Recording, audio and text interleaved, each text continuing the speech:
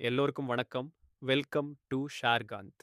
April 13, 2026 pre market எப்படி இருக்கும் என்பதை பற்றி பார்க்கலாம்.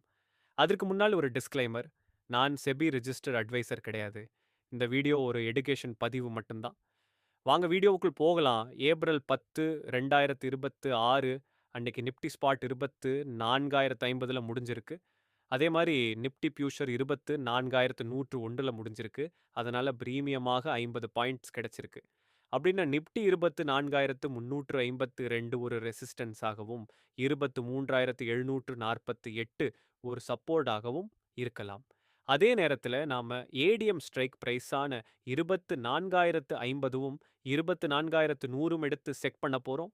ஒருவேளை மார்க்கெட் மேலேயோ அல்லது கீழோ போனால் இந்த ஸ்ட்ரைக்ல கால் அல்லது புட் இரண்டில் ஒன்று 50லிருந்து 301 பாயிண்ட்ஸ் வரை தொடுவதற்கான வாய்ப்பு இருக்கிறது. மினிமம் ஸ்டாப் லாஸாக 25 பாயிண்ட் வைக்கலாம். இந்த வீடியோ பிடித்திருந்தால் லைக் மற்றும் ஷேர் செய்யுங்கள்.